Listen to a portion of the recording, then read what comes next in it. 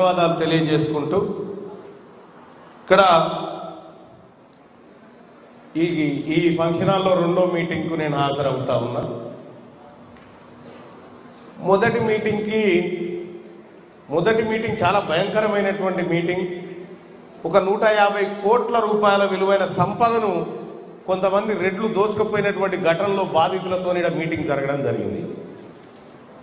ఆ రోజు అంత భయంకరమైన మీటింగ్ జరుగుతూ ఉంటే ఒక్క పోలీస్ కానిస్టేబుల్ కూడా రాలే ఈ మీటింగ్ అప్పుడు. ఇవాళ ఏడ చూసినా వాళ్ళే ఉన్నారు. ఎందుకు వచ్చిరో నాకు అర్థం కాదు. ఎందుకు వస్తారో చెప్పన్నా. ఇది ఉద్యోగ సంఘాల మీటింగ్ కదా.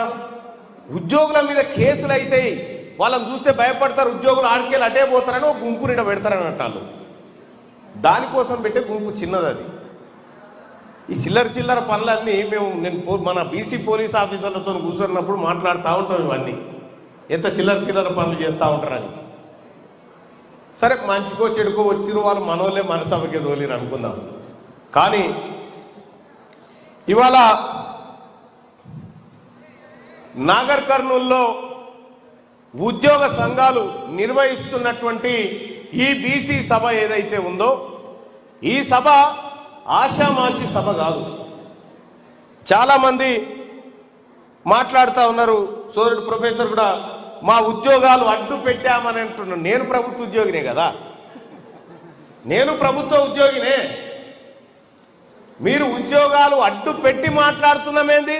దమ్ముంటే ముట్టుకోమని మీ ఉద్యోగాల్లో కూడా చూద్దాం. ఇక చాలామంది మాట్లాడుకుంటా ఇంకా భయపడుతున్నారు. వాళ్ళకు మీ ఎందుకు భయపడతారు? వాళ్ళు మీ బామ్మాడుతురా? ఎవరికి భయపడతారు? నీ చుట్టమో బామ్మాడుగా అయితే భయం. కానీ వాళ్ళెవరో నీకు తెలియదు, నువ్వెవరో వాళ్ళకి తెలియదు. వాళ్ళకు నువ్వు భయపడుతున్నావు, ఏం చేస్తున్నా అంటావేంది? దయచేసి भाई साहब थोड़ा हटिए ना. आपके लिए मैं लाइव लिंक देखता हूँ. ఆయనకు లైవ్ లింక్ ఆ లింక్ ఇచ్చేసేది. लाइव लिंक दे दो उनको, ठीक है भाई साहब. ఇక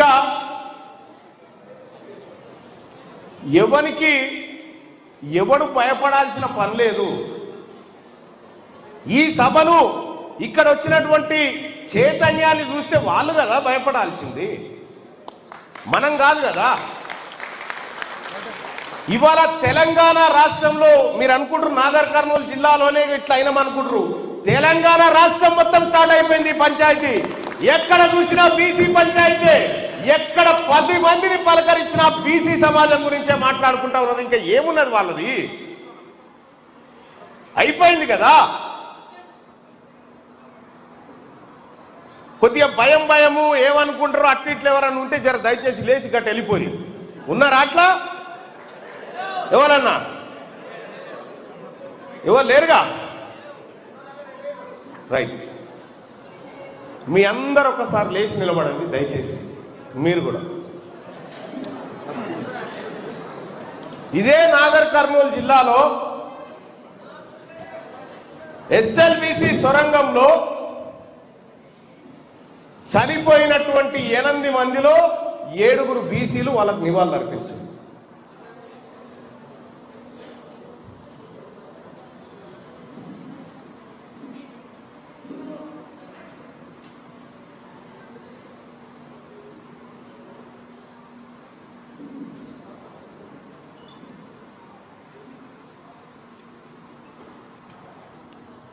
జై బీసీ.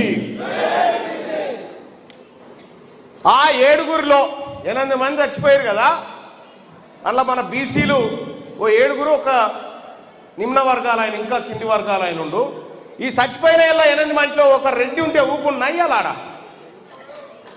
ఆ సొరంగంలో ఒక రెడ్డి శవం ఉంటే ఊపుకుంది రవిలంతా. 56 రోజుల అందులో శవాలు ఊరుకపోయింది. ఒక్కడు పొత్తలేడు. ఆ కోమరెడ్డి వెంకరెడ్డి అని ఈ ఎస్ఎల్బిసి నా పుణ్యాన్ని అవుతుందని ఫస్ట్ పోయి పోటువల్ దిగి వచ్చిండు. ఆయన మంది చచ్చిపోయి రాగానే మళ్ళా టెంకల పోతున్నాడు. ఇక ఇప్పుడు పోయి కాలిఫోర్నియా కాడ ఉన్నాడు సారు. కాలిఫోర్నియా కాడికి పోయిండు ఆయన. మొత్తం పొద్దంతా సిచ్చాపులనే ఉంటుండట ఆడ. ఇక ఇటు రేవంత్ రెడ్డి గారు బృందాన్ని వేసుకొని పోయింది ఇక్కడ జపాన్కు. ఏం చేసిరా అంటే 1000 కోట్ల పెట్టుబడినట.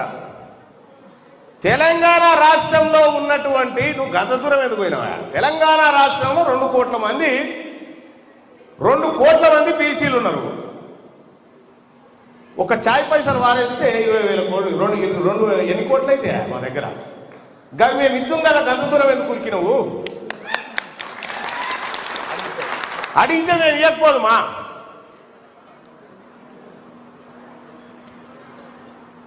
ఇక నిన్న మొన్న వాళ్ళొక నైరాశ్యానికి వచ్చేసి రారే అమ్మ ఇక అయిపోయినట్టుందిరా మన పని. బీసీలంతా గిన్ని కులాలు ఏమైనా కలిస్తే అనుకురా, గిన్ని సంఘాలు కలిస్తే అనుకురా. ఏడ చూసినా బీసీలంతా ఇలా చర్చకు వచ్చేసరికి ఇక లాభం లేదని ఇక ఒక ఆయన అంటాడు, ఈ జిల్లా ఆయన్నే అన్న, మరి మీరు తీసుకోగా మిగిలిన ఏం చేస్తారన్నా అని అడుగుతున్నాడు. మీరు తీసుకోగా మిగిలిన ఏం చేస్తారంటాడు. మీ పిల్లల్ని చేసుకున్న మా వాళ్ళకి ఇస్తామని చెప్పినాడు.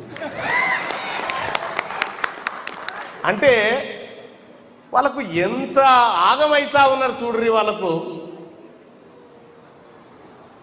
సరే, ఓ కార్యక్రమం, మంచి కార్యక్రమం నాగర్ కర్నూలు నుంచి అంకురార్పణ జరుగుతూ ఉంది.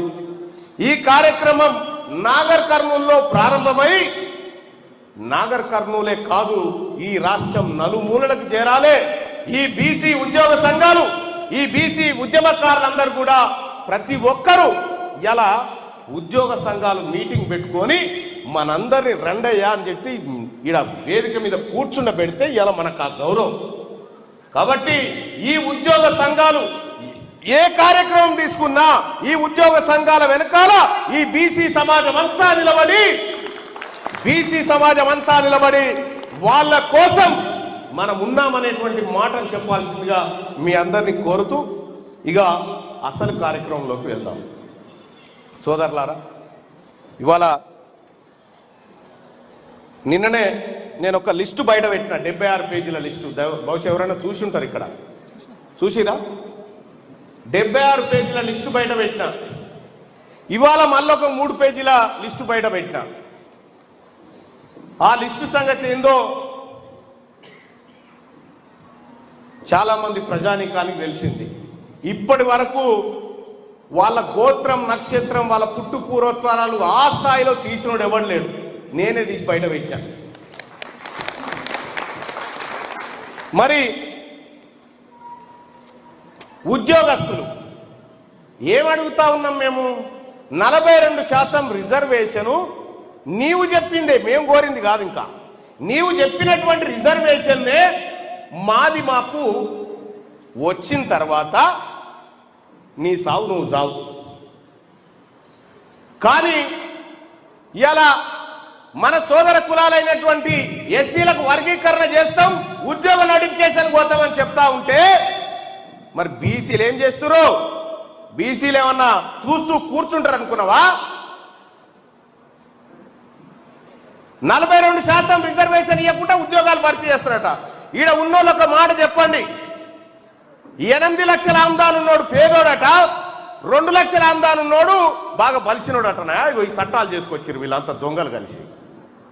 ఈడబ్ల్యూఎస్ కోటా కింద ఎంత బలసిన 8 లక్షల రూపాయలు. 8 లక్షల రూపాయలు ఉన్న రెడ్డి ఆయనకేమో జల్దీ ఉద్యోగం ఇవ్వన్నట. 2 లక్షల రూపాయలు సంపాదించేటువంటి బీసీ 2 లక్షలు సంపాదిస్తున్నారా ఇంకెందుకు అంటారు. ఏం రిజర్వేషన్లు?